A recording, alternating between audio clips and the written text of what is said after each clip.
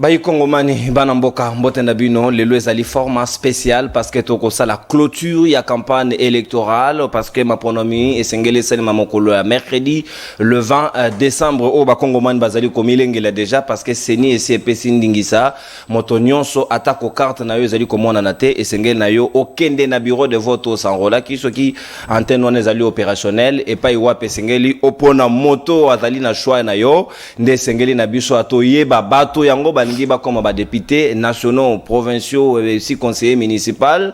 Est-ce que Bazali Bato Bazali na makanisi ya sika? Est-ce que Bazali Bato Bazali na boanya pe na limemia ya ko représenter valablement Bayi Kongomani? Est-ce que Bilenge ou Balinge ba intégrer les classes politiques au ya sika? Est-ce que Bazali vraiment na makanisi ya malamu? Est-ce que Bayebi ko bundela vraiment peuple ya bango? Est-ce que Bakamata ka combat na bango à bras le corps parce que sengeli ko pesa n'importe qui te faut ko pesa moto yo azali na mpifo pe bokasi ya ko bundela mboka andenge Elongobani libre débat le lot aux alliés bena nous invité moko otoko solo la nae pendant 1h15 minutes et ako solo na biso ko ebisa biso nino ezali makanisi na ye natina ya mapona mio ezali koya nino abongisa di ba Kongomani en termes de proposition de loi nino ye ici a sali na bitumba na ye o ya bundela o ezali babaz o ya ye o ezali ba famille o ya ye o ezali communauté o ya ye nino ici a salande yango toko solo yango malamu penza parce que na ngonga ya 15h tokozongela bino na débat mais awana no esengeli to zwa ngonga auto capitaliser yango na mwana mboka Christela Kiakuba Lubanza Dio Molobeli ya bana ba militaire ya basi ya ba militaire pe ya ba policier et pe ya ba dépendant ya ba militaire na ba policier ya République démocratique du Congo Mobimba o azali au four moulin na terrain to ko solo na ye natina ya nyonso ezali koleka na terrain nino yesi asali pona ba Kongomani nino aussi bana ba militaire bazoko zela pona ye parce que ba soldats lelo bazali sous na molobelité bazali pe na syndicate est-ce que ye a comporté mongongo na bango ndenge longobani parce que na passé na ye esi abundi penza makashi koleka nde yango toko solo na ye natina na yango pona ko clôturer campagne électorale oyo na mokolo ya lelo mwana mboka Christela Kiakuba Lubanza Dio numéro 702 na Lukunga moko ya bayi candidat député national na Tondio Botondi Pembote na yo mbote mingi ndeko nono ngai nde na Tondio Botondi pona kobengisa ngai na émission ya moneno ba Kongomani balandaka de partout. Sengio merci mingi parce que koleka awa ezali déjà comment on dit se faire entendre na pesi mbote mingi na ba Congolais o balandaka CML13 télévision na mboka na awa na Kinshasa na ba province na ba chef lié na ba été de nyonso tout pe na diaspora mbote nanga wana ezalaka nango devoir patriotique bato bayebi yango na baboti nanga bazali engagé na différents fronts de bataille mbote na ba médecin ba oyo babikisaka biso soda soki akoyi na front to akomi handicapé il faut médecin d'azwa charge na ye sur le plan médical mbote mingi na ba enseignant babandaki vacances bato bapesaka biso mayele la vie mbote mingi na ba fonctionnaire ya l'état bango nyonso tout ba o bazali ko subir ba injustice ba na ba fonctionnaire ya ministère ya travail o bazalaka lisusu na prime te ba bosana bango ba papa na biso ya onatra o basali 46 mois d'impayement non yoko lobela kaka bana ba militaire te o kamata comme azali député o comme député national et sengeli porter ba pasi ya ba Kongomani nyonso. Mon combat c'est la justice sociale. Je plaide, je milite pour que la justice sociale est à la réalité. Article de la Constitution et le BACA, le partage équitable des ressources de la RDC est à la réalité sous Kakaka n'a pas piété. C'est tous les Congolais dans tous les secteurs. Des bazali ba victimes, il y a une justice sociale. Tozalina ba ndeko na biso basala kaipa ba expatrié, ba endo pakistanais. Likambo ya SMIG ndenge balelaka likambo ya SMIG. Lelo oyoyo SMIG loba kike ezala 7750 francs. Ezala qui la valeur en bongo boni $8. Lelo 7750 francs commis à combien? Même pas $5. Même pas $5. Même pas 4 dollars. Mais, et nous connaissons les gens qui ont biso ba réajuster yango. 7750 ezala ki lobby 8 dollars. Ba tia yango, ba pesa bango 8 dollars na bango na taux du jour. Ba actualiser. Ba actualiser yango, ba réajuster yango. Avant que tu aies un biso, on a quand même actualité za ko retenir biso parce que aux ali moto, aux ali pe na formation na yo, na journalisme et politique extérieur, aux na ma idée sur les relations internationales, le diplomatie na biso za ko poser moi problème OK. Parce qu'il n'y a pas longtemps, tout le monde Corneille Nanga qui a créé Alliance Naye Fleuve Congo, na Kenya, a sali déclaration, na Bertin Bisson, a invité spécial Naye, invité d'honneur. Est-ce que le lot OUO, Tokoki Koloba réponse au président Ruto a réservé Patrick Mouya Nenga Loba qui est qui na Kenya a fourni biso d'explications. Le Kenya n'a des explications à fournir à personne. Bazali pays démocratique, ce n'est pas un pays d'un groupe de courageux, de voyageurs à travers le monde. Est-ce que ça insulte vis-à-vis de la République démocratique du Congo? On dit que non, tokobanza ke na ba émission le kaka nazala ka clair. Na o etali relation na biso na Kenya. Ruto a été clair avec nous. Er avant battre campagne naie. Azo battre campagne azo yebisa ba Kenya. Allez-y envahir les sols congolais. Boteki la bango ba miliki, boteki la bango ne so pa bango ba produisa ka eloko te. Bango mosana bango ezaka ka kobina koyemba na basi. Il a été clair. Comme Yomoko lobi yango en relation internationale, la diplomatie aujourd'hui est l'un des éléments, il y a triangle, il y a politique extérieure des États. Nous de notre côté, on avait peut-être le soutien. Peut-être pas sincère, peut-être que basé sur les intérêts. Il y a Kenyatta, l'ex-président kenyan. Oh, le loi a peine à problème na Ruto. Lui aussi, il réclame beaucoup de choses à tout moment. Il revendique le non-respect à ma texte et la statue d'un ancien président de la République. Ruto a été clair avec nous. Il faut rappeler que Ruto, il est très proche de Museveni. Quand on parle de Museveni, on voit directement Kagame. Je l'ai dit ici sur ces plateaux ici que Museveni et Kagame contribuent Mbongo à la campagne à Ruto. Parce que ces gens-là, ils voient que des intérêts.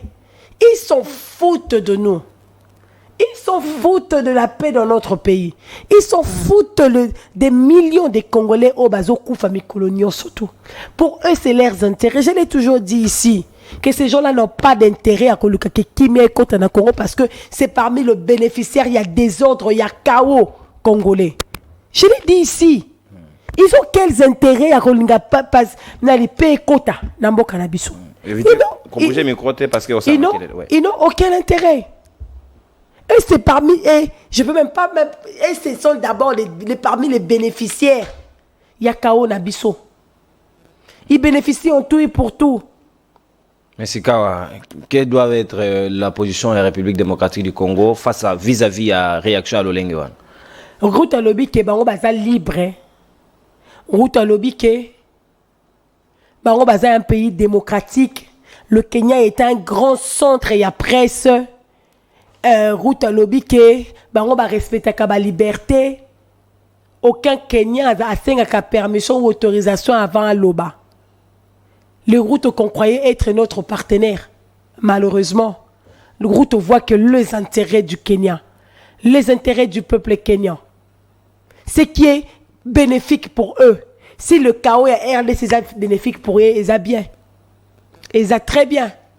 Mais nous, de notre côté, mais non. Et là, on est tous allés comme ça là. Je veux encore réitérer mon appel ici. Je l'ai toujours dit. Tant que les éléments qui composent la politique extérieure, il y a ba État, tokozwa kango sérieuxté, les renseignements, l'armée, la diplomatie, le babaki, ça même l'économie, parce que ce qui se passe en RDC, dans la partie est de la RDC, c'est d'abord une guerre économique. Tous ces chaos-là, entretenus par le multinationaux, avec le puissant de ces mondes ici, c'est d'abord une guerre économique. Il y a les minéraux qui sont au centre de tout le problème. Tant que nous n'allons pas prendre des décisions courageuses, fortes, sérieuse. Oubliez. Nous serons toujours le dindon de la farce, malheureusement. Merci, mon Amboka. Oubliez. Merci. Et je vais demander à nos autorités de continuer à Tonwana sur le Kenya. S'il faut même dans un premier temps rappeler notre ambassadeur. Qu'il le fasse. Exiger respect vis-à-vis de l'ambassadeur Nabango parce que son ambassadeur ici a interpellé. Il faut du respect pour leurs représentants. Justement, il faut du respect. Mais les États, les relations bilatérales, il y a des États. La convention de Vienne sur les relations diplomatiques, ils sont clairs là-dessus. Ils sont clairs là-dessus. Ils sont clairs. La charte de l'ONU, ils sont clairs. Aucun État ne peut recevoir, héberger sur son sol les ennemis, les instigateurs. Il y a pas pays Moussous, il y a pays Moussous. Le traité portant création de l'EAC clair.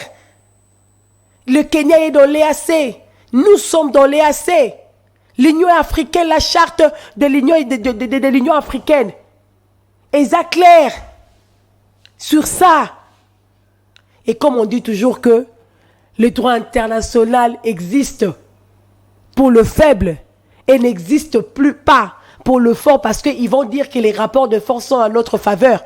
Devenons forts. Merci. Et pour devenir fort, il nous faut du sérieux. Merci. Et jusque-là, c'est sérieux, on ne voit pas encore. Renforçons ces sérieux-là. Nous avons acheté le matériel, les équipements, toute la logistique, tout ça qu'on renforçait et armé. Quid de l'état de notre renseignement civil ainsi que militaire? Ça aussi. Aujourd'hui, l'état de l'ANER. Je dis ici sur ces plateaux, on ne peut pas gagner la guerre sans les renseignements. Aujourd'hui, il faudrait faire un état des lieux de la direction de la politique extérieure de l'ANER. Les leçons qui sont ça, l'état des lieux, il y a direction, il y a politique, il y a extérieur, il y a ANER. Politique intérieure qui gère le Vinci Redoc, le Vinci Redoka. Tout ça, l'état des lieux, la direction, il y a espionnage et contre-espionnage. Combien de moyens nous allouons dans le service? Parce que les renseignements, c'est d'abord de l'argent. Merci. On va bien bouclier na flèche wana. Bouclier et ça qu'on pêche flèche et quota. On symbolise un renseignement, ce n'est pas de la blague. Ça demande beaucoup. Combien nous allouons à l'ANER? Combien nous allouons à la DGM, le service de migration? Parce que tout le monde passe par là. Combien dans la police nationale congolaise? Merci, mon combien dans le renseignement militaire tout l'armée? Posons-nous des interrogations. On est vraiment très fondée du moment où nanga bimela nzela nini ebanité pour le loto beta masolo ya Kenya. Ici d'abord les renseignements ici, la porosité de nos frontières, service d'immigration. Le deuxième gosalo longe kanyango mituna mwana mboka Christela ki akubaza ko mituna awe sengeli na biso to résoudre yango nan ba fondamentaux wana avant que to envisager ko tuna nanu ba paya ninyo balengi pona biso parce que motona moto alena nous pona yemo côté akoki ko envisager ko kabela moninga te. C'est aussi simple que ça. En relations internationales aussi, ça s'applique. Toko kamatana no nabilili pour que toko ta bien plaidoyer na yo moko utai ko sala. Au sali plaidoyer na situation ya ba école ya ba camp militaire où ils pratiquement invivable, insupportable, surpeuplement, bana ba ko vanda à même les sols na ba conditions catastrophiques et même très déplorantes et yango natina na yango na camp force navale au sala qui plaidoyer au sala qui peut plaidoyer na camp Lufungu la wezali ya ba policier et pas yowapi batongi des écoles camp force navale pe na camp Lufungu la totale na situation ezala qui avant plaidoyer au sala qui pas ministre et enseignement na ndenge ba ko répondre na besoin et comment bana bazo se précipiter ko kota na kati ba salle de classe et puis to zonga to tala lolenge kani combat na yo soki ezali malamu to pe ezali mabe pona ba kongomani ba apporter yo confiance na bango au numéro 702 na Lukunga. Réalisation, c'est parti. Réalité de ces deux écoles.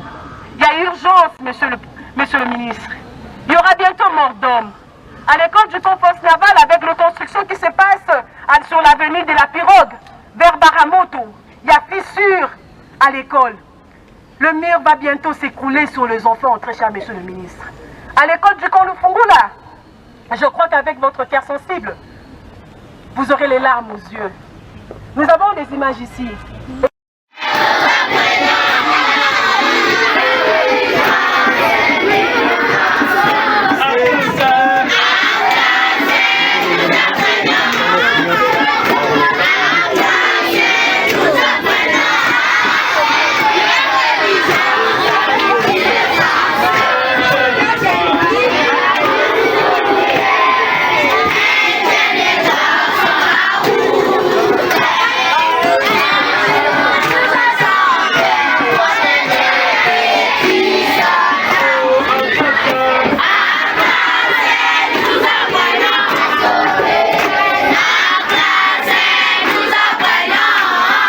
Alors, makambo etali ya construction ba école et bandi pe les loté. Banda kala mboko totonga su ba école te. Lelo gratuité rattrapé biso. To bandi sikoyo kotonga ba école. Na oto solona ba journaliste bazo senga ngai ba liste na ba adresse ba ko bandole kabala ki sa ba école auto réhabilité, ba école auto tongi. Ça va aller comme ça. Mais tozali kobunda ke gratuité wana et marché de pair na qualité enseignement. Donc likambo etali qualité enseignement, tozali ko travailler lisusu pona yango et je vous promets que ça va aller. Merci. Par rapport à Barequette na bino mibale, na kosepela peut-être si il y a 2 ou 3 personnes oyo bazali kokamba groupe nabino baya basolana protocole to bongisa. Je vous promets que demain déjà na ko visiter ba école Union Swana. Mais boya to bongisa yango pour que demain déjà 10h na koleka na visiter yango pour tozo ba disposition urgente pour tout monde ndenge nini to ko.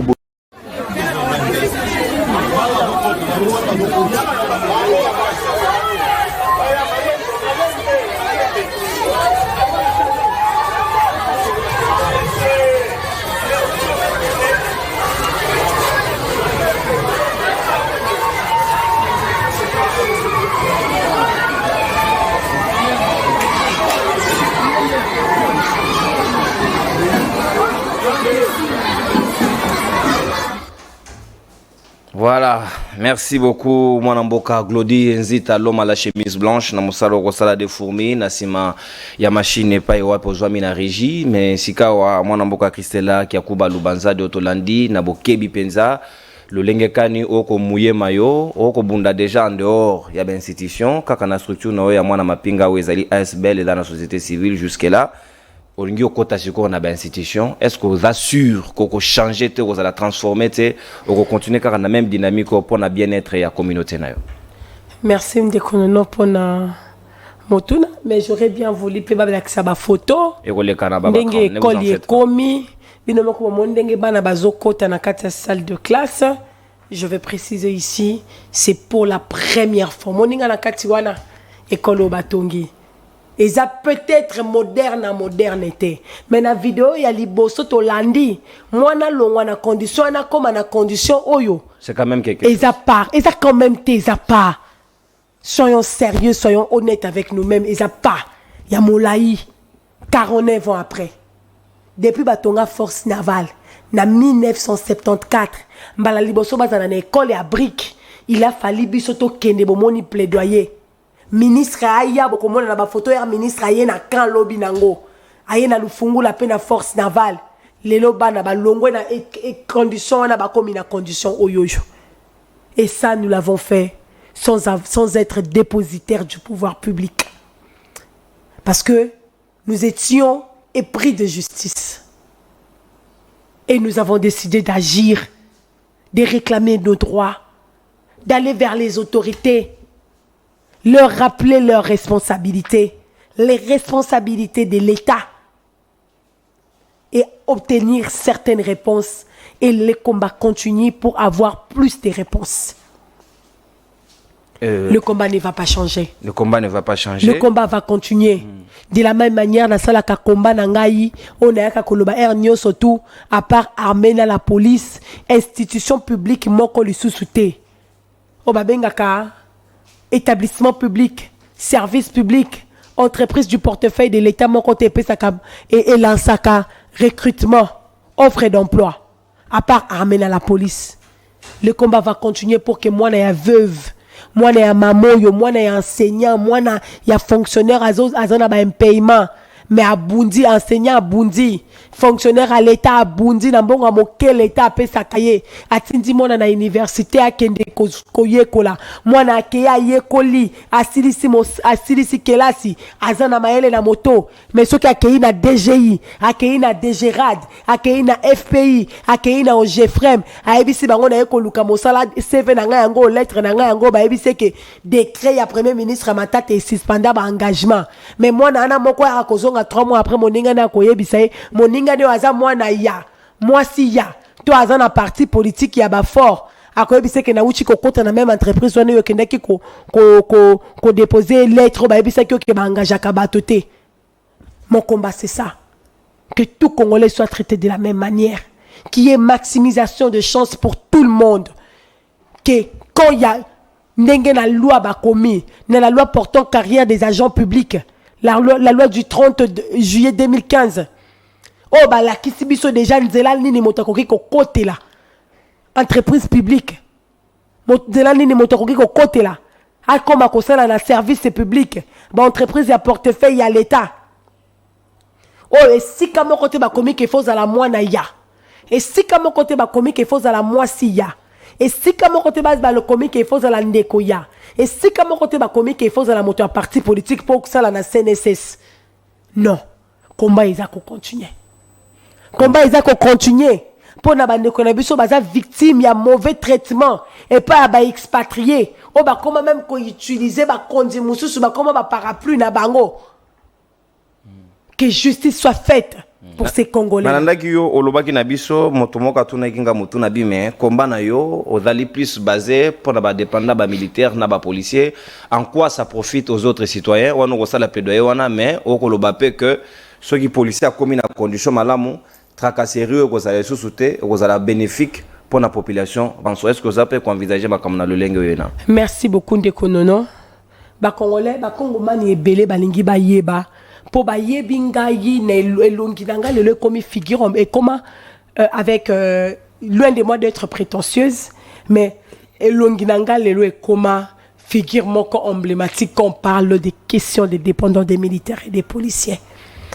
La mona quand même image o baninga mususu peka ka o bazaba na ba soda bazana ba association ceux qui ba sali eloko ceux qui ba mona elongi nanga te bato ba ko tuna Christella azawa pi yende to yebi na question oyo. Bato bayeba kinga na bimaki mingi na elongi ya combat autoporté na bandeko nanga misusu bana ba militaire bana ba policier combat où ezala qui a amélioration effective de conditions de vie des dépendants des militaires et des policiers na bandaki ko yawa kolela na TV ko fukamela bakonzi ko sala nyoso mokonzi mboka yambanga na kombo ya combat mokonzi premier ministre yamba biso na kombo ya combat mboso kodi ayamba biso na kombo ya combat Tony Mwabo esi moni video ayamba biso na kombo ya combat bato neso babandaki ko yambanga nano na kombo ya combat wana tokomona na bilili plaidoyer okenda yiko sala na Assemblée nationale Kabunda à côté Mboso à côté maman na biso ya ifasiko na Colette Chomba à côté premier vice-président ouais il y a Assemblée nationale et pas Iwapi deuxième vice-président ah oh ezalaki honorable Jean-Marc Kabund à l'obike bozwa mbongo ya salaire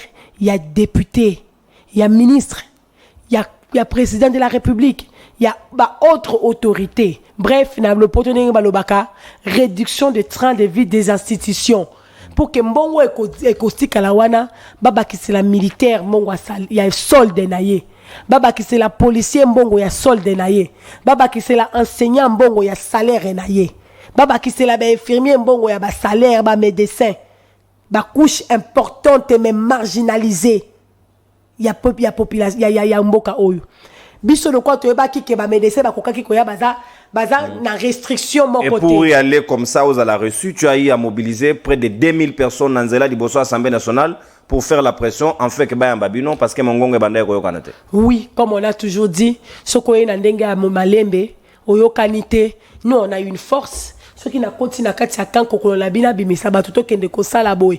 Toko sala le quoi to mona ki ke ba dirigeant balinga kapé bato bazo démontrer bango force na kota ki kokolo to kota ki lufungula to kota ki mbaki ndolo to kota ki mbaki prison nani prison ba oh no seza pembeni ya Assemblée nationale to ebisa ki bango ba tata na bino ba mama na bino ba tata na bino na ba mama na bino baza ba soda ba policier na ba militaire bango ba koki ko sala eloko te bango bazala kana miso matoyi mais monoko ekangama biso bana na bango biso basi na bango tozali na miso na matoyi na monoko tozali na droit o bango bazala kanango te o ezali compter na ba droit ya première génération le droit au vote le droit de se présenter comme candidat yango tokendaki ko yebisa bango ke tozo soutenir nini proposition wana ya Kabunde parce que ça là qui n'a intérêt na biso moboti nanga soki ba futie bien côté ndanga ikelasi na kosuka kaka policier te na kosuka kaka FARDC te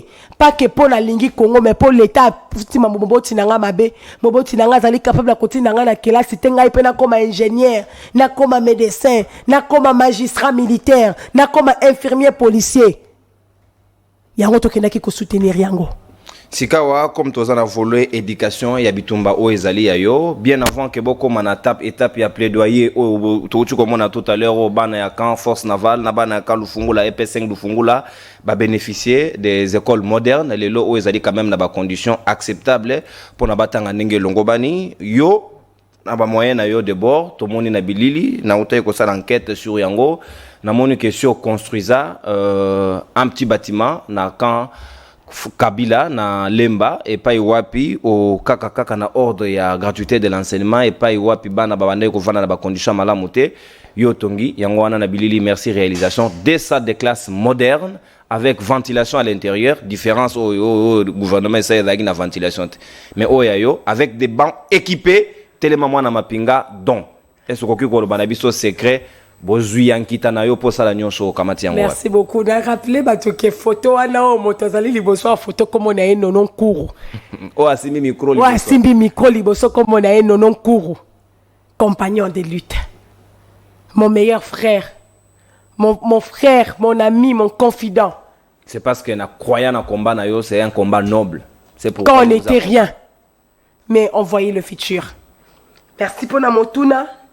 Voilà, en 2017. 2019. Ouais, mais tu pesa ki biloko no soto banda kiango na moi e bandeli et makamba ba gratuité.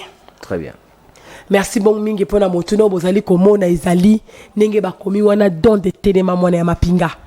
Ba congolais ba pesa ki biso eloko ngai na chaki eloko nono a chaki eloko bato mosusu ba chaki eloko. To sangisa ki bokoyeba ke tozala parmi bato yo balela vidéo na ngeza na internet nazolela nazoyebisa ba kondi bozo c'est la bana ya ba soda ba koma ba garde corps ya bana na bino botinda na poto na mbongo ya l'état donc biso toza na droit ya ko espérer avenir radieux te biso vina biso zaka ka milelo bo pesa biso kelasi ya ofele biso bana ya ba policier biso bana ya ba militaire bo pesa biso kelasi ya ofele biso peto koma bato to lembi ko suka kaka na FARDC na la police ndeti mosala wana koma héréditaire. Loin de moi de dire que moi na soda ko kiko kusala comme la police to armée te mais to ling to baye to lembi nde ko kende armée na la police pour na pasi na le kaka na TV na lelaka et mon konzi ya mboka à lancer gratuité de l'enseignement to koma ki na problème que bana ya basode belo ba ndai ko vanda na ndako pona manque de moyens ba koma ki obligé ya ko kende kelasi. Biso de notre côté to sensibiliser ki mabota na biso to yebisa ki bango liboso ba wanda ko yebisa biso ke bozo tinda bande ko na biso na kelasi te po mbongo ezalité lelo gratuité comme na primaire ba kende na no kelasi mais partout to bande ko le kana kati ba école ya bakan problème ezala ki ya surpeuplement les salles de classe étaient surpeuplées na kan Kabila ici que tozala ki choqué makasi ezala ki ke bana bakoma ki kotanga na ba couloir balukeli bango eteni ya libaya ba chango rangi ya noir bandi kotanga choka ki biso yango toloba ki biso to ko contribuer contribution na biso yango de la gratuité de l'enseignement. Nous avons cherché la gratuité de l'enseignement. Nous sommes rentrés dans leur communauté pour sensibiliser, pour ratisser large sur l'effectivité de la gratuité de l'enseignement. Nous sommes allés chez les autorités pour insister sur la qualité de l'enseignement parce que nous pensons qu'il ne suffit pas à continuer à moi na lata uniforme à kende kilasi. Moi il faut ailler que la polo bien ça la utile namboka. Mais également nous avons accompagné la gratuité de l'enseignement. To ça yango kaka awate na okaboli baban na epe kokolo epe de kokolo école du banc to pesa baban pupitre na kan badara c'était la même chose na kan seta également mais ya motu ya na nyoso to eza ke to zonga ke pa baboti na biso to sensibiliser bango to ebisa bango ke kelasi ya bana na bango nde bomoyi kelasi nde tata kelasi nde mama bazwa kelasi ya bana na bango au sérieux batinda bana na kelasi to zonga ki pe pa ba enseignant o batangisa kabaleki na biso na kata ba école ya bakan to ebisa bango ke ko tangisa mwana ya sodeli ko tangisa fulute bo tangisa bango malamu to interpella qui peut bakonzi ya mboka donc wana ezali ba œuvre ya telema mwana ya mapinga photo bozali komona air ministre Tony Mwabaye lobby nango après plaidoyer on a force navale awa tozoke naza ko expliquer ba problème oyo ba école mosusu ya ba camp militaire et policier ezali ko rencontrer ba problème ya ba nouvelle unité ba problème ya ba non payé ba problème ya ba infrastructure awana na bande ko yebise même école ya Camp Chachi o mokonza mboka nani achaki wana ti lelo mai ezalaka kaka libanda mai ezalaka kaka na ba toilette mais plus grave ba atelier soko ke ina ba section nango nyonso tu ba option technique nango nyonso tu wana na bili précision moke ezali ekolo ya Kankabila avant ba tellement mwana pingue doté bango ba salle de classe regardez dans quelles conditions bazalaki to kendaki ko tomona ki mire koma ki salité makasi to kendaki pona bachela biso ata langi école ezalata moins présentable wana na camarade nanga moko petit lo o lelo azali ko assumer poste moko très stratégique pour na mboka na moni ya uti ko lancer babenga kangoni plateforme moko pour na ko soutenir mokonzi ya mboka libre à lui tozali la démocratie il faut respecter le choix des autres nazo pesa ye bon vent. Merci. Sikawa kaka na logique ya éducation parce que yosuki na école primaire secondaire te ozali pe na programme mokoti en place parce que c'est le grand moment to komi na suka ya campagne sengeli ba kongoman ba découvrir moto na moto profondeur na ye en termes de réalisation en termes de projets de projections na o alinga sa elamboka oti en place bourse mwana mapinga academia o lelo ba lauréat bazali ko bima déjà une centaine d'enfants des militaires na université ya bashwana bango o yotindi na kelasi nyonso wana ngi ko sala est-ce que lingo concurrencer ou inverser rôle bana ba militaire ba comment les plus élites que bana ba civil ou bien le lenge kani makanisi na ezali nini kokene na makanisi ya éducation tina niveau universitaire? Non, il y a jamais eu de concurrence entre les enfants des civils ou les enfants des militaires. Non. L'objectif il y a combat la monsieur Zala qui concurrence té. Objectif il y a combat la monsieur Zala qui lobby qui ça suffit. Nous en avons assez des inégalités sociales. Objectif c'est ça qui a quoi ko tuna ba konzambo kali sumu na biso bana ya ba militaire na ya ba policier ezali nini kozala bana basi ya bato ba kufela ka ekolo ya bato ba komaka ba koka ba mimato ezo muyo kali susu tem pona makela masasi na guerre ya ngwana to kei kela cité et na photo moko ya ngwana bato bazo kanisa et na photo moko régie o ezali namoni elemime kajemima na yo moko na IPC mwana tellement mwana pinga ko kamata pe en charge donc échantillonnage ya ba boursier o ba misusu oko kaze bango na inikin oko futela bango ndaku nyonso wana ba misusu baza na istem baza une centaine à compter o baza prise en charge na tellement mwana mapinga lolenge kani na balaki koloba objectif c'est ça ki ya koloba ke ko yebisa ba konzamboka ke basi bana ya bato bakengela ka ekolo ya bato ba seul citoyen congolais oyo ke soki ba ekoyebisa ke kende guerre ayebi ka koki kokufa akoki kozonga blessé de guerre avec possibilité que prise en charge na à la problématique avec possibilité que ba ayant droit na pour que ba la même reconnu ayant droit tout un processus le toza na bato moboti akufa na front ba na boisi na balabala l'état reconnaît bango même pas comme ba ayant droit mais moboti na bango kufa ki na front bato ba komaka ba koka pona Congo bato ba batela ka ba citoyen na biloko na bango basi pe bana na bango balembi pasi to kanisaka ke pasi ba mesana ka yango to eko comprendre ke pasi ba mesana ka na yango te yango wana to komi ba kuluna miyibi bandumba nyoso ya mabe na kati ya ba camp militaire et policier bien que na kati ya ba camp militaire et policier to yikaka na miyibi te toyikaka na bakuluna te toyikaka na bandumba te toyikaka na anti valeur te pour preuve toza na gemima bo uchi komona ayebaka te soka kokende université na vina ye mwana ya mayele asilisi na école ya malamu pas parce que moboti na zalaki na mbongo mais po école ekomaki koyoka mawa mwana ya soda ya mayele azopesa ba résultat totika ya tanga kaka wana vina biso. Et pour que na IPC ou ezali école ya talo. Lelo, Jemima, je vous informe que Jemima wana ezala qui a gradué. Jemima aussi sa classe année oyo. Azana LD droit privé judiciaire na UPC Université protestante du Congo yesoué na ye ezalaka comme magistrat militaire neloko tolingi pona bana ya basoda oko ki sa rêve na ye azo comme déjà licencié yango eza déjà eza condition sine qua non pour comme magistrat kozala na diplôme ya droit ya licence yango nda akozwa ane oyo siko critères ezandenge nini pona retenir moi na soldat parce que bazali ebele il y a plus de 25-30 ans na Kinshasa pamba comment ozali ko sala ko benga bango critère ezali que lokola tozali na kati ya lutte ezalaki maximisation de chance bana ya basoda bazwa ba chance pe ba koma bato tozali ko lukana no ba meilleur na biso parce que ce sont avec les meilleurs que toko aider ba faible na ba moyen na biso boti totina ka bango kaka na université te bourse ezali pe ya kokende koyekola mosala parce que aujourd'hui formation les métiers sauvent réellement des vies. On a hier tokenda qui est pas en bosse mobilisation to salaka. Plus de 2000 personnes. On a liboso à parler du peuple. Ouais. Hier to salaka bongo to linga ka to organiser ka concours d'admission à la bourse moi na Mapinga Academia. O to linga ka to tamiser to yungula. To zona no ba meilleur na biso. Oh bazala qui n'a aucune opportunité, bazala qui n'a aucune chance. Oh baboti ba maman na bango babana ki koleka la mon colonio surtout moi na ko kenda ameta ko kende université mais na mbongo nini bango pe ba kende kilasi. Na komona na bilili ya songi ya réalisation environnement pesa ko poser problème na kati ya bakan batu ba ko vivre la promiscuité c'est plan son plan salité makasi na komona neti mai wana na kalufungola et comment ba immondiste plein na kati. Comment vous allez ça pour l'évacuation de ces immeubles? Nakati ya mai wana nyei po bato ba toilette nyonso bouché. Nakati ya mai wana nyonso poubelle publique ezalaka te nakati ya ka.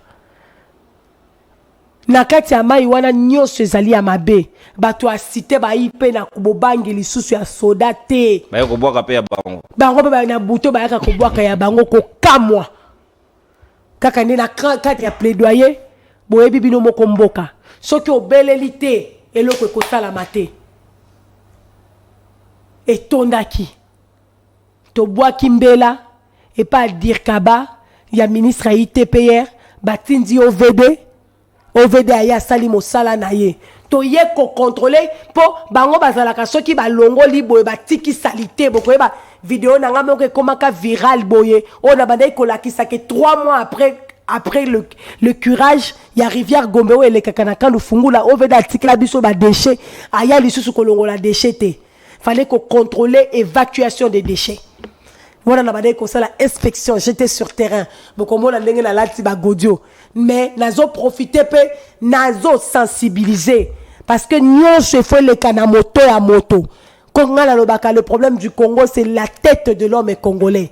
Il faut refonder la tête de l'homme congolais avant de la refondation du pays. Il faut d'abord la tête. Un pays riche, béni, sont les hommes capables, experts, leaders, détenteurs des valeurs morales positives et le coïté. Parce que nous sommes basali ko kambabiso lelo, union sacrée, opposition partout, basali ba produit à Congo. Et ça ba yamu kasa on a chorale ezalaki pour atiayo ke des colonies de vacances il faut lingana na simba yo moke. Il faut pesa ye mbongo. Eh ba tozalaki na niveau wana na cité to banoka ni sandeti ke yazala kaneka kabongo. Mais yamu kasa waza amesana ki déjà na corruption. Ramati na sommet. Nyoso tout passe par la corruption. Tout passe par le népotisme, tout passe par le favoritisme, tout passe par le clientélisme, tout passe par le tribalisme. Ya yo azalaki yeso ki kaka lobaka monoko mboka na bango te okoleka liboso na yete. Yende Ramati akomi mokonzi, akomi na lokoluka na bato monoko mboka na ye. Pendant Covid-19 bato belé banda ko banga milia bakan ezala parmi ba milio esengela ke kufisa bato belé koleka. Parce que le problème il y a salubrité ezaki kuna makasi mingi penza problème pe ya promiscuité tozali ko déplorer awa mais yo okei porte à porte sensibilisation bakit il y a lavage des mains okei ko pesa okei ko sensibiliser et ici on informe que des milliers de cas ont été des milliers de moins touchés grâce à la sensibilisation na yo na badon ya batuk o bando ko ndopesa Christella Kiakuba. C'est quoi votre secret dans tout ça? La kolinga mingi ndeko nono po ezali résultat ya ba effort ya batonyo surtout. Na koki ko s'approprier na ngote. l'honnêteté m'oblige. Et ça, grâce à l'effort na yo.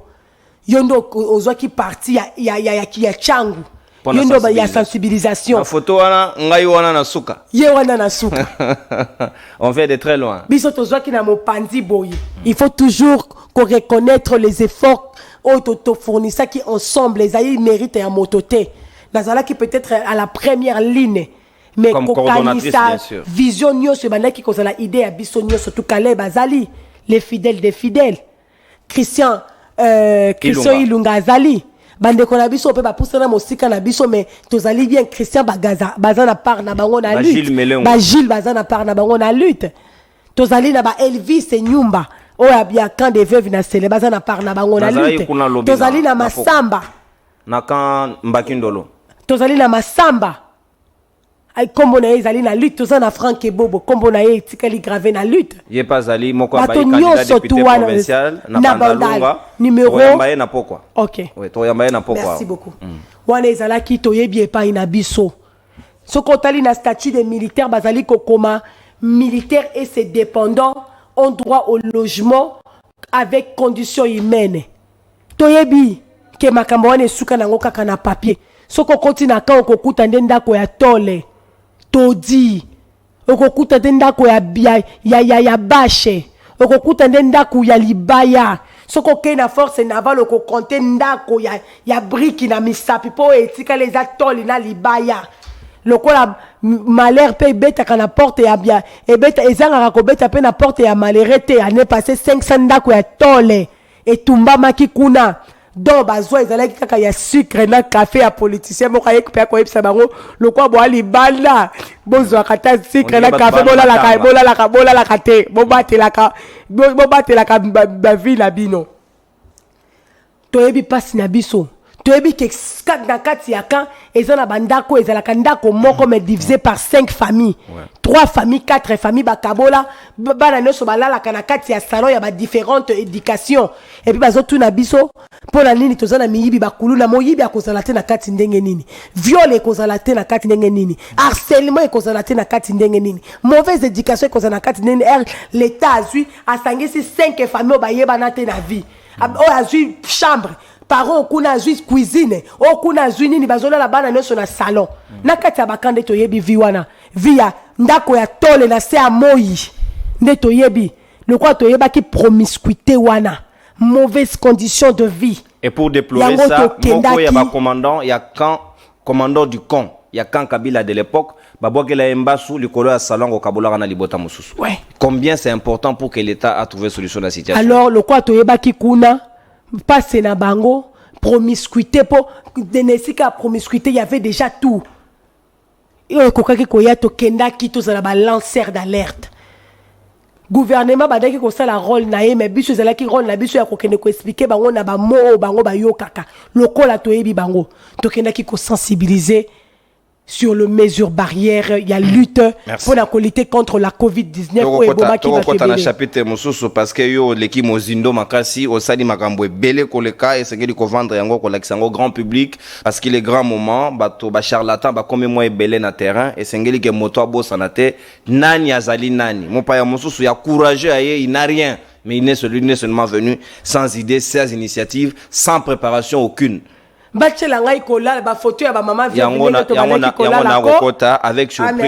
surprise que lobby n'a pas quoi na kenda qui na kankana de veuve na keyu kuna ba maman basangani elles ont prié pour toi basambeli pona yo ba pambolio makasi penza barobi na ngai ba kobosa na yango jamais na bomo ina bango olongoli bango de 34 000 francs à 250 voire colelaté s'il vous plaît voire 300 1000 francs congolais le lot, babi bayebite bakoki kopesa yo nini. Seule chose qu'on peut te dédier, c'est la prière que Dieu t'accompagne dans ce que tu fais. Comment tu trouves ça? Essaye de se remonter, s'il vous plaît. Pas verser là. Basambeli pona yo, ba pesinga message na kopesa yo babi, élection za mercredi. Bango bazan na circonscription o yayote, tout ce qu'elles peuvent faire, c'est prier pour toi que Dieu t'accompagne pour que au gagner challenge. Tu as toutes les chances. Les mamans veuves, c'est une bénédiction pour le monde. Des messages, bah, ça y en a passé. Merci. Comment ça a été pour que tu commences la situation? Comment tu as commencé pour que tu aies des 34 000 francs aux qui sont modiques, tu commences à niveau, il y a 300 000 francs congolais. Faites un effort, s'il vous plaît. Papier mouchoir, essaye de surmonter. Ou soit je demande une transition, je communique que prenez du papier, essayez de suivre. Tous les cas qui n'ont pas de yo zali mobundeli, essayez yo zala faiblité, il faut tenir bon. Comment tu trouves que, comment tu as fait pour qu'on en arrive là? J'étais consciente que mon côté, ceux qui va foutre 32 000, 33 000, 34 000, chaque fin du mois, à lier ça, à lati ça, à bokola, à beli ça, à tangi ça bananaye. J'étais consciente que 34 000 est qui dans la vie à moto et l'autre côté. Dans la vie à moto moko et qu'on ça l'autre côté. Et bon, ceux qui bazo pesa ngo mamo atikali na bana mobali ya kufeli ekolo. Mobali ya kufi. Après, si loyaux service ou à rendre dans l'État congolais. L'État congolais a dit qu'on paye 32 000, 34 000. Bozo mon andenge na banderole on a commis 34 000 il y a ma maman veuve et ça la kailo côté. J'étais consciente que c'était une somme dérisoire. Nazala qui consciente que ba rouge ba blessé de guerre depuis 2004. L'État yebisaka bango ke tokoki kokombi o alingi azala réinsérer na vie civile. Ba former ba pesa ba matériel pour na mosalo akoye kola et puis l'état ko banda ko pesa nanu indemnité nani des sorties o ba benga ka des comptes final après l'état ko banda ko futa somme moko dérisoire pour na ba loyaux service a futa kamboka mais formation ba zoate et loko esala mate mais ba longola bango na mbongo ba banda ka ko zwa comme ba actif ba komaka ko pesa bango ba 14 000 ba 10 000 ba 15 000, ba 40 000, ba 30 000. Après ko buka na loboko, après ko buka na lokolo, après ko ba kokata yo nyoso ya mibali na guerre, après ko nani malentendant. Pour kendaka ko yibate, pour kendaka ko bundela mwasite, pour ponaka Congo. Obosani ko zana mwasi na bano mona kaka kama bele ya bakoko atana kufie ko sala eloko te. Nzamba sali ko kufite me bakati yo loboko. Bakati yo lokolo nyoso ya yo ekomi mabe okomi bo babengaka olongwe actif okomi inactif kongo akoma kofuta yo 10 000 20 000 30 000 40 000 non c'était injuste. J'avais dit ça au chef de l'État Erayamba Kabiso micha na place ya mwasi na bana wana. On peut avoir la photo na ezali na régie photo beaucoup de na chef de l'État bozaki en groupe bokangi photo na ebisaki mokonzi mboka micha na place ya famille wana. Après boko bengisa ba pasteur ba ya ba sambela po nzamba limbisa Congo nzamba koyoka Congo te tant que moi si a blessé de guerre azole la zotu na nzambe lisumu nini mobali nanga salaka lisumu nini na salaka pona ko bala soda tant que bana ya blessé de guerre bazole la lisumu nini to sala ko zala mwana ya blessé de guerre ya moto akoma mendiant après avoir kokata na liboko pona Congo. De même que zala ki pona ba maman veuve kola la libanda to lala na bango wana ezali photo bomona ki na ba veuve wana ezala ki chaque lundi to komaka na mandala la liboso a parler du peuple ko réclamer mbongo na bango emata mokolo oyo na yebisi chef de l'État atangisi ma ya miso ngai pe na tangisi ya ngai alobi na ngai kende ko yebisa ba veuve kende ko yebisa ba rouge ba blessé de guerre que na budget année prochaine erekoya na ko sensibiliser ba membre ya gouvernement et ko ba ko banda ko élaborer budget ya no ekoya na ko yebisa bango ke mbongo na bango mbongo ya ba veuve ya ba rouge 32 000 10 000 40 000 20 000 15 000 selon les catégories et les grades et salaka et le côté c'est inhumain et il fallait réparer cette injustice là. Oui, grâce à notre voix. Oui, grâce à notre détermination. Oui, grâce à notre combat. Oui, grâce aux oreilles attentives des autorités. Oui, grâce aussi à la bonne volonté politique. Pour la première fois, depuis nga na koli na botami mwana ya soda de l'histoire na bandaki kobunda bitumba oyo mokonzi ya mboka ayebisaki nga nakende koyebisa bango ke mbongo ekomata na bandaki koyeba ke komata 20 000 francs na bandaki koyeba ke komata 30 000 francs tomesana bongo bamaitaka biso 10 000 20 000 15 000 baveve babengi ngai balobi ke bakomi kozwa ndenge moko na baactife donc moto alongwa na 32 000 soki mobali no akufaki colonel obandaki kozwa 34 000 banque elongoli 3 000 francs na maboko ozwi 31 000 balongwa de 34 000 akoma kozwa mbongo ndenge moko na colonel actif 300 et quelques mille 300 si je ne me trompe pas 380 000 francs veuve alongwa de 34 000 akoma na 380 000 francs majoration il y a plus de 100%. Il y a adjudant comment qu'on soit 347 000 et non 247 000. Il y a lieutenant comment qu'on soit 200 je crois 280 et quelques mille. Il y a major à comment qu'on soit 304 000. Mais ce n'est pas assez, surtout pour un actif les lots, situation la banque malamoté. Nazo yande konono. Le plaidoyer. Nazo yande konono. Bitumbezala qui a veuve mata. Toeba qui piège tozala qui nango na sima. Bakondi bayoki ya veuve ya rouge. Rouge a blessé les gars bakiti saka na 20 000 ndongo bomoni wana na 30 000 na 10 000 na 40 000. Injustice ezala réparer. Akoma kozwa mbongo ndenge moko. Okay. Akoma kozwa mbongo ndenge moko na moninga na ye actif. Ya bukana lokola koma inactif et pona ekolo. Akoma kozwa ndenge moko na moninga na ye actif. Mais ce n'est toujours pas suffisant. Parce que solde ndenge babenga kayango ya bango salaire wana babenga kango solde pour ezalaka accompagner na ba avantages sociaux. L'État na fin du mois akataka bango mbongo ya mai na bakama ezalaka te.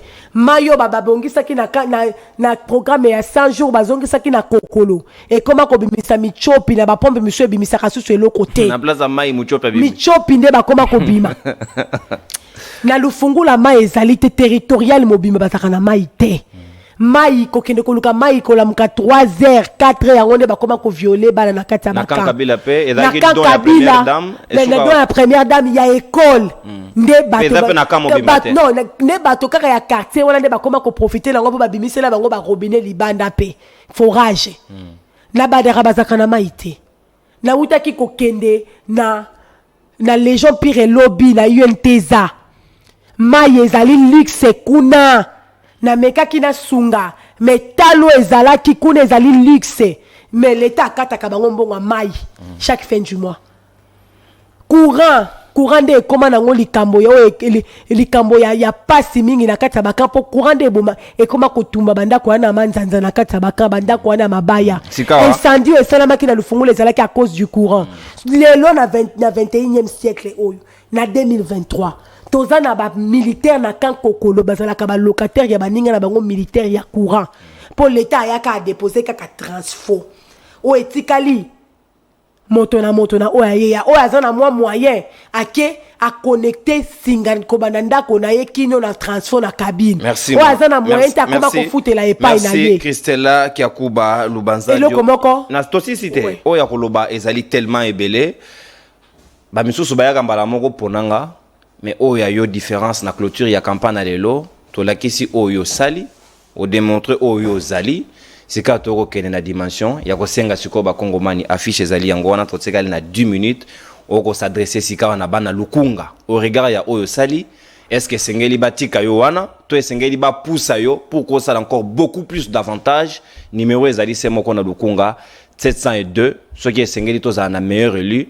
Et c'est que ça a moto azali na makanisi proposition en termes de loi. Merci beaucoup Mindo Konono. Donnez-moi même 20 minutes, je ramasse les tout s'il vous plaît. 15 minutes. Merci. Na banaki ko continuer ko expliquer pour nani ba futa ka baboti na biso solde. Pour nani ba benga kango salaire été. Pour na kati ya statut des militaires. Na kati ya statut des personnels de la police nationale congolaise. Et ils ont ba avantages sociaux. Oh, bah, pesi bango na kati wana. Ce qu'on joue na statut des militaires, dans l'article 125 qui est l'article 149. Na oya ba policier, ce qu'on tient l'article 129 qui est l'article 151. Bazo pesa yo, pour nani ni ba benga ka oh bango ba soa kambongo wa moke wana solde mes salaires étaient. Pour l'État il faut pesa y soins de santé na kati ba hôpital abakan. Fort et malheureusement, ba famille ba militaire le long de konono ba koma ko banga roke na kati ba hôpital ba camp militaire et policier. Mouroir, Non seulement mouroir, mais négligence et sabotage eleki. Ce qui kaka, peut-être hôpital na kati camp militaire, na kati camp policier. Mais famille à policier tu es militaire ce qui s'est présenté. Ba médecin ba tunie kaka ke oza militaire oza ayant droit ou oza ayant droit te soka le beza oza ayant droit etali wana qui c'est ça la kate na hôpital mo konzamboka uta ki ko inaugurer na Kanchachi paracétamol kaka ndeza kuna malgré tout ce qu'on a fait là les matériels ultra modernes paracétamol kaka mais kuna pe nazo beta surtout mbela po ba mama Kanchachi ba lembi sabotage négligence. Mais les gens ont respecté famille militaire, la carte hôpital militaire. Ils ont respecté yemoko policier, ils ont respecté militaire yemoko côté. Ils ont respecté famille policier, la carte hôpital à camp policier, na ba maternité. Le long moi c'est à cela comment les mêmes qu'on préférait que au botané libanda. Tala ka ba pesi mobile note 230 000 francs, 240 000 francs, 250 000 francs salaire.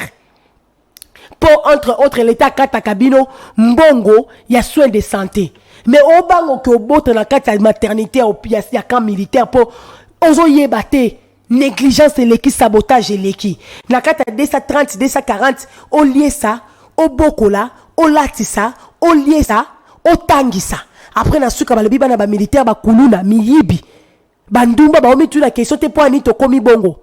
Ba pesa bango solde po l'État il faut pesa bango logement avec conditions humaines mais la kati kuna ba manzanza l'État il faut pesa policier indemnité de logement avec la loi de 2013 il y a police de proximité normalement la police il faut vendre dans la kati ya population donc il faut vendre dans la cité balonga ba camp policier mais pour vendre dans la cité l'État faut fouta chaque mois indemnité na ba bengango indemnité de logement donc bon wanda ku chaque fin du mois ezate bango no sobaka na katia evandeli ya mabe ya katia bakan nyoso tu wana sikoyo l'État surtout comme la fin du mois kati mbongo courant bazaka na courant malongate faible pasi akati mbongo nda ya mai na bakango eza na mai te l'État kata quand même bango mbongo mai akati mbongo soin de santé non bato bakansaka abusivement que militaire afutaka mai te bakataka ya oh solde yango wana valeur yango wana raison ya explication ya solde ba kati siko ba mbongo na courant to kata kiebwe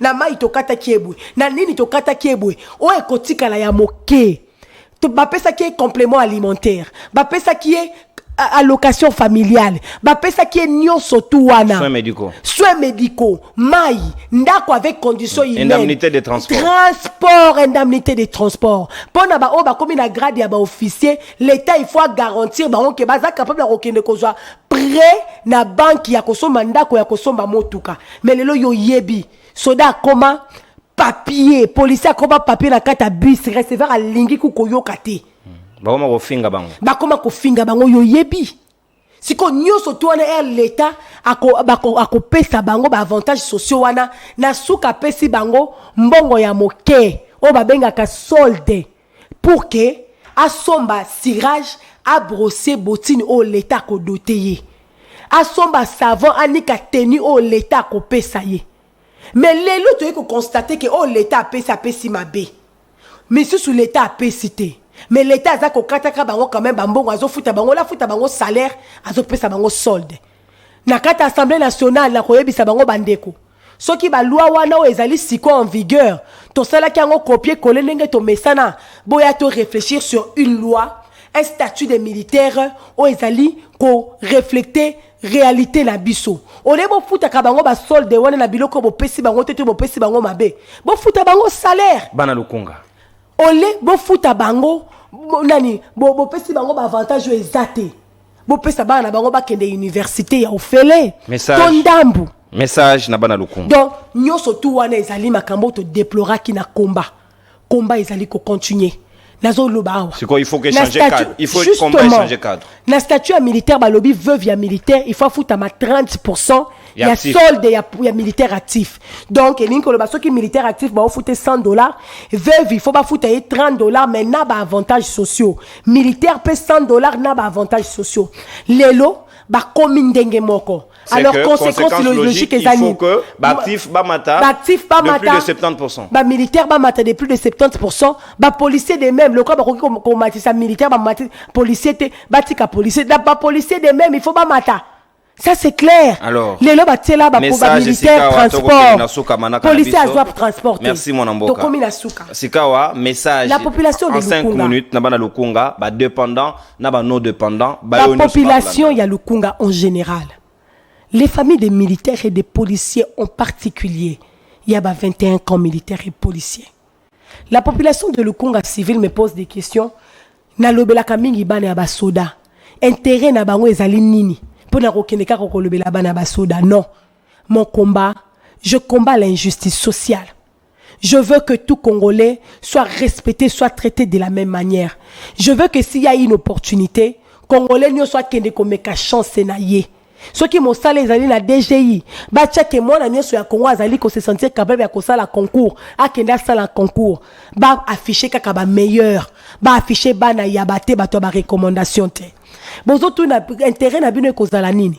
Un militaire, un policier soigné, soigné, entretenu sur le plan social.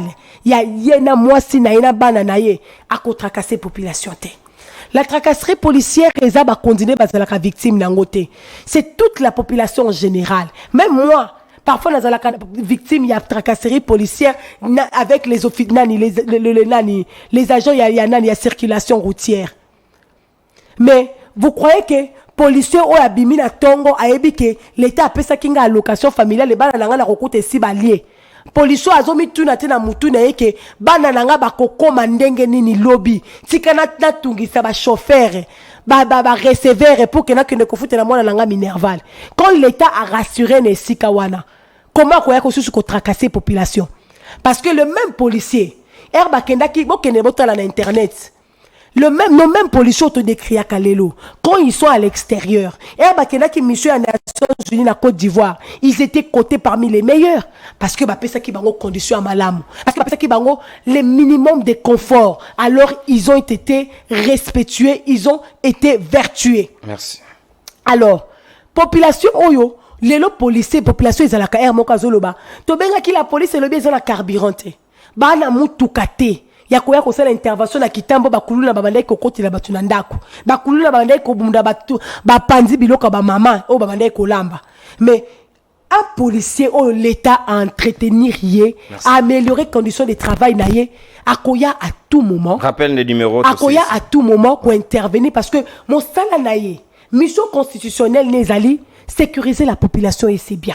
Numéro un militaire ou ayebi que moi fina bana nangai bakotika na condition à malamu ata soki na kufeli ekolo bakobwaka malibanda te bako kende kelasi pour l'état ko rassurer à venir mon amboka Christella qui a pour dire que une fois que l'état arrive à améliorer les conditions de vie les conditions de travail de nos hommes en uniforme la population vivra en paix en sécurité donc par conséquence